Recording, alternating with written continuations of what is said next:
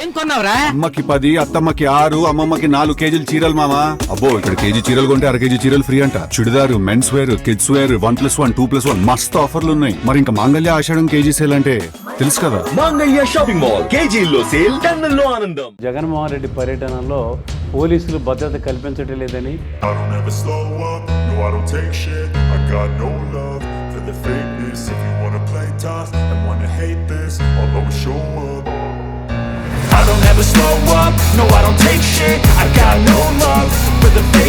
If you wanna play tough and wanna hate this, I'll always show up and make a statement. I don't ever slow up, no I don't take shit. I got no love for the fakeness. If you wanna play tough and wanna hate this, I'll always show up and make a statement. Everything I do so instinctive and so passionate. Every word I move so descriptive like an adjective. I got a vendetta against people who patented being negative when you should be getting after it. I got facts. న్యూస్కి స్వాగతం. ఆంధ్రప్రదేశ్ మాజీ ముఖ్యమంత్రి వైఎస్ఆర్సీపీ అధ్యక్షుడు జగన్మోహన్ రెడ్డి పర్యటనలో పోలీసులు భద్రత కల్పించడం లేదని, ఆయనకి ప్రమాదం ఉందని అనేకసార్లు విన్నవించినా పట్టించుకోవట్లేదనేది వైసీపీ నేతల ఆరోపణలు. అయితే జగన్మోహన్ రెడ్డి పర్యటనలకి పరామర్శల పేరుతో బలప్రదర్శనలు చేస్తున్నాడంటూ తెలుగుదేశం నేతలు ప్రత్యారోపణలు చేస్తున్నారు. అసలు వాస్తవం ఏంటి? జగన్మోహన్ రెడ్డి పర్యటనలు ఏ రకంగా జరుగుతున్నాయి? పరామర్శలా లేకపోతే బల ప్రదర్శనలా? దీనికి సెక్యూరిటీ ఏ రకంగా కల్పించాలి, ఎలా కల్పించాలి అనే దానికి సంబంధించి విశ్లేషించేందుకు మధు మనతో ఉన్నారు. చెప్పండి మధు, జగన్మోహన్ రెడ్డి పర్యటనలు ఇది జగన్మోహన్ రెడ్డి వల్ల అందరికి ప్రాబ్లం, కానీ అతని వల్ల ఏంటంటే ప్రజలకు ఇబ్బంది ఎక్కువ జరుగుద్ది. రెండోది అతని వల్లే ప్రాబ్లమ్స్ ఉంటాయి. అతనికేం ఇబ్బంది ఉండదు. అతను బయటకు వస్తుండని చెప్తే గజగజలు ఆడిపోతుంటారనమాట. రెండోది ఏంటంటే ఏదన్నా ఒక పర్యటనకి పెట్టుకున్నప్పుడు దాంట్లో అర్థం పరమార్థం రెండూ ఉండాలి సార్. ఇప్పుడు దేవరపల్లి పర్యటనకి వెళ్ళాడు. ఎక్కడికి వెళ్ళావు? టొబాకో రైతుల దగ్గరికి వెళ్ళావు. ఒక బోర్డు పరిధిలో ఎంతమంది రైతులు ఉంటారు? పంట విస్తీర్ణం వేస్తారు? వాళ్ళకున్న బాధల గురించి రైతులతో మాట్లాడితే సరిపోద్ది. ఒక మోక సైన్యాన్ని వేసుకొని, ఒక అల్లరి సైన్యాన్ని వేసుకొని పోవడం వల్ల ఒక విధంగా శాంతి భద్రతలకి ఘాతం కలిగించినోడు అవుతావు. రెండోది ఏంటంటే అక్కడ నేను చూసిన సందర్భం ఏంటంటే, నేను ఒక పొగాకు పండించిన రైతు కుటుంబం నుంచి వచ్చినటువంటి వ్యక్తిని. ఈ చేతులతో పొగ మొక్కలు నాటాము, ఈ చేతులతో బేళ్లు దొక్కాము, తెల్లారిందాక తీసుకుపోయి బోర్డులో అమ్మాము టొబాకో. దాని గురించి పరిపూర్ణ అవగాహన ఉంది. పొగాకు రైతులకి సమస్య ఉన్నమాట వాస్తవం, బట్ దాన్ని అడ్రస్ చేసే విధానం అక్కడ పొగాకు సమస్యల కంటే కూడా వేరే సమస్యల మీద ఎక్కువ మాట్లాడడం జరుగుతుంది. అక్కడున్న రైతులందరూ కూడా ఆశ్చర్యపోవటం జరిగింది. రెండోది, అక్కడికి పోయిన తర్వాత రైతు పండించిన పంటని వాళ్ళ మోక సైన్యం పోయి, ఎల్లరి మోక సైన్యం పోయి తొక్కేసి మొత్తం పాడు చేసేసారు. రెండోది, రైతులతో మాట్లాడింది కూడా లేదు. అక్కడ ఒక్క రైతుతో కూడా, టొబాకో వేసిన రైతుతో మాట్లాడిన సందర్భం కూడా లేదు అక్కడ. అందువల్ల ఏంటంటే కనీసం ఒక ప్రణాళిక ప్రకారం పోయి రైతులందరిని కూర్చోబెట్టి ఒక సమావేశం ఏర్పాటు చేసి రైతులు చెప్పేదంతా నువ్వు ఒక మౌత్ ఇస్తే అక్కడ ఉన్న కూర్చోబెడితే, ఒక టొబాకో బోర్డు పరిధిలో సార్ చాలామంది రైతులు ఉండరు సార్. ఒక 200 మంది 300 మంది కాదు సార్. ఎందుకంటే ఒక బ్యారనీలు ఉంటాయి సార్, టొబాకో బ్యారనీలు. ఆ బ్యారనీలు ఏంటంటే నాకు తెలిసినంతవరకు 1500 నుంచి 1700, అంతకు మించి ఎక్కువ ఉండవు అన్నమాట. మా కలిగిరి టొబాకో బోర్డు కానీ, మాకు నెల్లూరు జిల్లాలో 2 టొబాకో బోర్డులు ఉంటాయి. ఒకటి డీసీపల్లి, 2 కలిగిరి. అట్లా ప్రకాశం జిల్లాలో కనిగిరి, పొదిల దగ్గర కందుకూరు, ఒంగోలు ఒక 2 ఇట్లా టొబాకో బోర్డులు ఉంటాయి. కాబట్టి ఇది సెంట్రల్ గవర్నమెంట్కి సంబంధించినటువంటి విషయం. ఎక్స్పోర్ట్ల మీద ఆధారపడి ఉంటుంది. కంపెనీ ప్రతినిధులను పిలిపించి మాట్లాడి సాల్వ్ చేయాల్సిన సమస్య ఇది. ఒక తొట్టేమో ఎక్స్పోర్ట్లు ఆగిపోయి ఉన్నాయి. రెండోది ఏంటంటే ఖర్చు ఎంత, ఆదాయం ఎంత, ఇది బ్యాలెన్స్ చేసుకొని మాట్లాడాల్సిన వ్యక్తి టొబాకో గురించి ఓనమాలు కూడా తెలియదు జగన్మోహన్ రెడ్డికి. నేను అంటుండేది ఏంటంటే టొబాకోకు ఉన్నటువంటి సమస్య ఏంటి, దాన్ని ఏ విధంగా పరిష్కరించాలా. అక్కడికి పోయి ఏం చెప్తున్నాడని సార్, ఆశ్చర్యకరం విషయం, ఇది ప్రజలకు తెలియాలా. 0 వడ్డీ అంటున్నాడు. నీకు తెలియదురా బాబు, తెలుసుకో. టొబాకో వేసే రైతుకి బ్యాంకులు పిలిచి 5 లక్షలు డబ్బులు ఇస్తాడు సార్.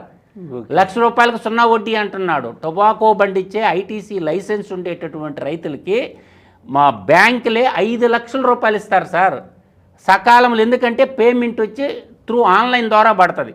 టొబాకో బోర్డులో మనం టొబాకో అమ్ముతాం కాబట్టి ఆటోమేటిక్గా వాళ్ళు పిలిచి ఇస్తారు లోన్లు.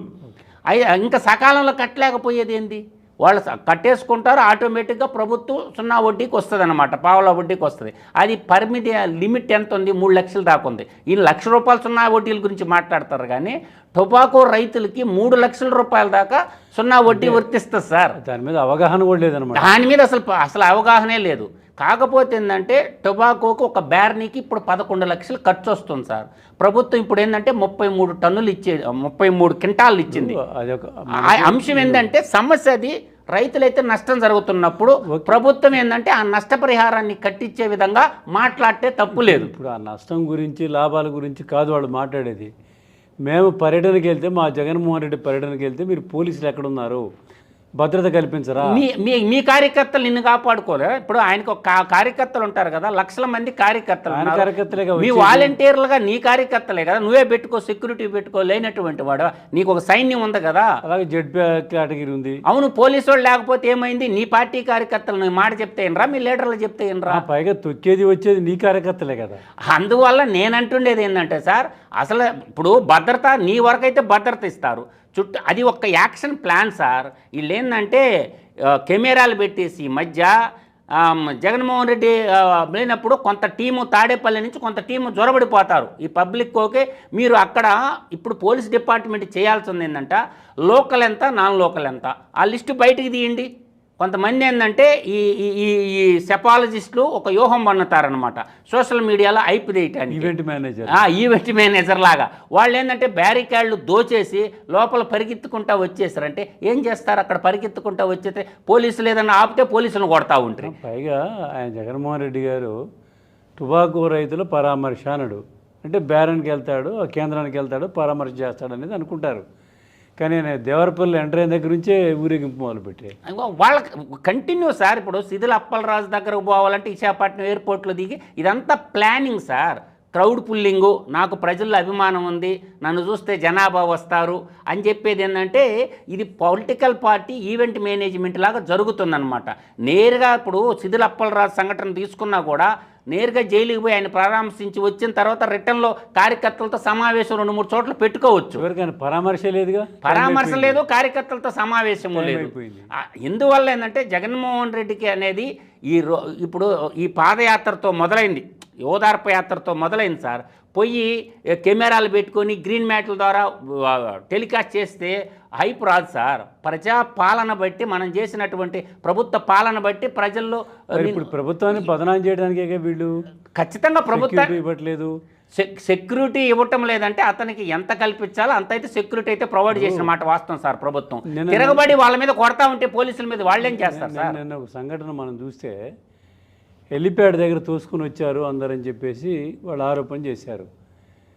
పొగాకు కేంద్రం దగ్గరికి రైతులు కాకుండా మిగతా వాళ్ళు వస్తుంటే ఆపేశారు మమ్మల్ని రాకుండా, జగన్మోహన్ రెడ్డి దగ్గర మీటింగ్కి రాకుండా రైతులను ఆపేస్తున్నారని మళ్ళీ వాళ్ళే అంటున్నారు. ఇప్పుడు అదే సార్ వాళ్ళకి ఇమ్యూనిటీ మైండ్ అని చెప్పేది. నేను అనేది ఏంటంటే ఎంతమంది ఉంటారు సార్ రైతులు? ఇప్పుడు టొబాకో రైతులు లోపల ఉంటే సరిపోద్ది, మిగతా వాళ్ళకి ఏం పని? టొబాకో బోర్డులకి మిగతా వాళ్ళకి ఈ మోక సైన్యానికి ఈ రాక్షస మోక సైన్యానికి లోపలేం పని? పోలీసులు ఎవరెవరు రావాలి, ఎవరెవరు వస్తారు రైతులు అంటే ఒకళ్ళకు ఇది ఇచ్చారు, కార్డులు ఇచ్చారు. వాళ్ళకి సహజంగానే ఉంటాయి సార్, టొబాకో బోర్డు లైసెన్స్ కార్డులు ఉంటాయి. ప్రతి ఒక్కరు బుక్ ఉంటుంది. టొబాకో రైతులు ఎవరా, మామూలుగా హార్టికల్చర్ రైతులు, ఈ పండ్ల తోటల రైతులు ఏం రారు కదా. టొబాకో బండిచ్చే రైతులు నాకు దృష్టిలో 1500 మంది నుంచి 1750 మంది హైయెస్ట్ ఉంటారు సార్ రైతులు, అంతకు మించి ఉండరు. మా బోర్డులో అయితే ఇప్పుడు 750 మందికి మించి లేరు.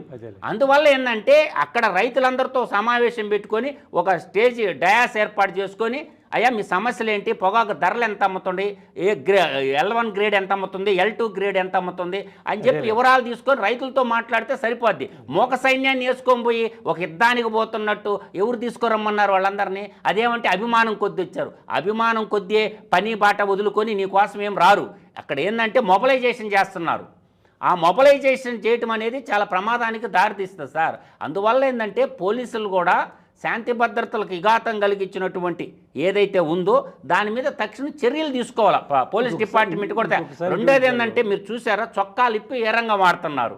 ఈ అన్నిటిని దృష్టిలో పెట్టుకొని పోలీసు వాళ్ళు ఎక్కడికెక్కడికి కేసులు నమోదు చేస్తే రెండోది వాళ్ళ లోకలా నాన్ లోకలా, దీన్ని కూడా దృష్టిలో పెట్టుకోవాలి ప్రభుత్వం. ఇవాళ అది నిన్న జరిగింది, ఏది దేవరపల్లి పర్యటన హడావుడి అది అయిపోయింది. ఇవాళ రాష్ట్ర వ్యాప్తంగా డిఎస్సికి వ్యతిరేకంగా లోకేష్ రాజీనామా చేయాలని నేను ఇది చేస్తున్నారు, రిలే దీక్ష చేస్తున్నారు. ఈ రిలే దీక్షలు ఎవరు చేస్తున్నారు? వైసీపీ కార్యకర్తలు చేస్తున్నారు సార్. యువజన శ్రామిక రైతు పార్టీ కార్యకర్తలు చేస్తారు. DSC సమస్య ఏంటి? సమస్య ఏంది? టీచర్ల పోస్టుల నియామకం సమస్య. ఆ ఎగ్జామ్ రాసిన అభివృద్ధులు ఏ టెంట్లో ఎంతమంది ఉన్నారు? పోలీసులు ఐడెంటిఫైడ్ చేయాల్సింది ఏం చేయాలంటే ఉంటమే కాదు. నిన్న హైకోర్టులో పిటిషన్ వేస్తే సంబంధిత వాళ్ళు రమ్మనంటే ఎవరు రాలా, అందుకని కొట్టేశారు దాన్ని. ఇప్పుడు ఆ పిటిషన్ వేసిన ఆయన కూడా మా సింహపూర్ ఆయన పర్వతరెడ్డి చంద్రశేఖర్ రెడ్డి. ఇప్పుడు ఆయనకి చాలా ప్రైవేట్ ఇన్స్టిట్యూషన్స్ ఉన్నాయి నెల్లూరులో, ఒక్క ఇన్స్టిట్యూషన్కి కూడా గ్రౌండ్ ఉండదు. ఆయన పెద్దల సభలో ఉంటాడు, డిగ్రీ కాలేజీలు ఉన్నాయి ఆయనకి నెల్లూరు టౌన్లో. ఆ కాలేజీ నామ్స్ ప్రకారం ఒక్క కాలేజీ కూడా ఉండదు అతనికి ఉండే. ఆయన అన్ని పెద్ద మాటలు చెప్పేటటువంటి పర్వతరెడ్డి చంద్రశేఖర్ రెడ్డి గారు అతని కాలేజీలో చెప్పే లెక్చరర్స్లు క్వాలిఫికేషన్లో వాళ్ళ డేటా బయటికి తీయండి సార్. ఒక డిగ్రీ కాలేజీకి ఏం నామ్స్ ఉండాలా? ఒక్క కాలేజీ కూడా ఉండదు, ఆయన పేరు మీద ఉంటుంది అన్నమాట. ఎందుకంటే ఇది పొలిటికలైజేషన్ చేసిన మంచి పని. ఇవాళ 16,300 మందికి దాదాపు వాళ్ళకి డిఎస్సి ఎగ్జామ్ రాశారు, సంవత్సరం అయిపోయింది కాబట్టి వాళ్ళు ఉద్యోగాలు చేసుకుంటున్నారు. ఆ ఎగ్జామ్ రాసినటువంటి వాళ్ళు బయటికి వచ్చేసి హైకోర్టుని అప్రోచ్ అవ్వచ్చు. ఒకవేళ తప్పేదన్నా జరిగి ఉంటే గవర్నమెంట్ కూడా సరిదిద్దుకునేదానికి అవకాశం ఉంటుంది. లేదు లీగల్ ఐడి ఇచ్చు, వాళ్ళకి మీకు లీగల్ టీం ఉంది కాబట్టి సపోర్ట్ చేయొచ్చు.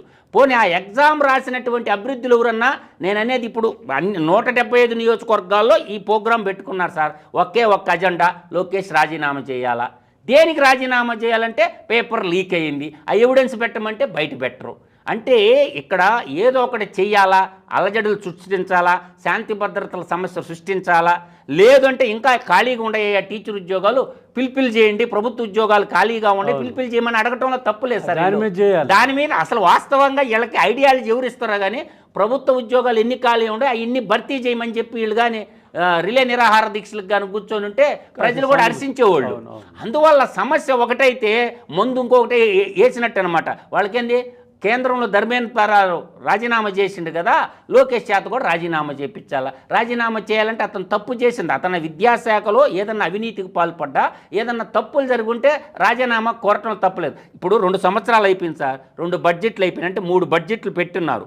పెట్టినప్పుడు అతను కేటాయించిన బడ్జెట్లో ఎక్కడన్నా అవినీతి జరిగి ఉంటే, లేదు ఎక్కడన్నా ఏదన్నా పొరపాట్లు జరిగి ఉంటే వాటి మీద నువ్వేదన్నా ధర్నా చేస్తే సహేతంగా ఉంటుంది. ఇక్కడికే కాదు, డిఎస్సి మీద వీళ్ళు ఇంత ఆందోళన చేస్తుంటే ఇంతమంది కోర్టుకు పోయినా కూడా డిఎస్సి రాసి మేము పోయిన వాళ్ళు ఎవరు లేరు, ఒక్కరు కూడా లేదు సార్. వీళ్ళ బాధ ఏంటంటే సార్, నేను చెప్తాను సార్, స్పోర్ట్స్ కోటా కింద కొత్తగా కొన్ని ఉద్యోగాలు ఇచ్చారు.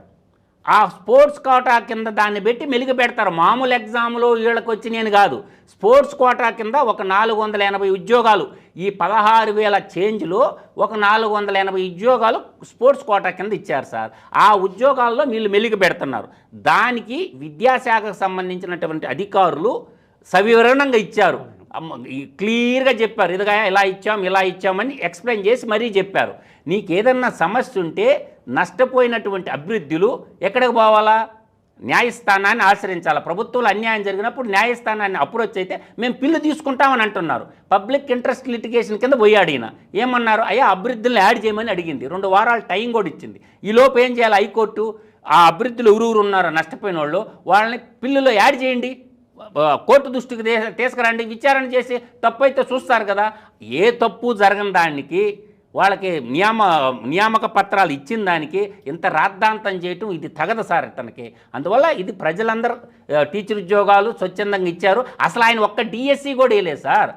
5 ఏళ్ల ప్రభుత్వ కాలంలో ఒక్క డిఎస్సి కూడా నింపని ఈ వ్యక్తి వచ్చి మాట్లాడుతూ ఉంటే దొంగ అన్నట్టు మాట్లాడితే ఇది కుదరదు సార్. గతంలో ఇప్పుడున్న ఆంధ్రప్రదేశ్ టీచర్లందరినీ ఆల్మోస్ట్ 70% టీచర్లు రిక్రూట్మెంట్ చేసింది చంద్రబాబు నాయుడు ముఖ్యమంత్రిగా ఉన్న కాలంలో జరిగినాయి. ఇప్పుడున్న ఆంధ్రప్రదేశ్లో ఎంటైర్ టీచర్ లిస్ట్ తీయండి, ఏ పీరియడ్లో వీళ్ళు టీచర్లుగా నియామకమైనారు, పత్రాలు ఇచ్చినారని చెప్తే 70% టీచర్లు చంద్రబాబు నాయుడు గారు డిఎస్సి ద్వారా సెలెక్ట్ చేసినటువంటి అభివృద్ధులు ఇప్పుడు ఉండేది ప్రజెంట్ విద్యాబోధన చేస్తున్నటువంటిది. ఏ కారణాలు లేకుండా ఏదో భద్రత కల్పించలేదని డిఎస్సీలు అక్రమాలు జరిగినాయని రాద్ధాంతం చేయడం కోసమే తప్ప ఇది ప్రజా సమస్యలను ప్రతిబింబించే విధంగా లేదనేది ప్రజలు అభిప్రాయపడుతున్నారు.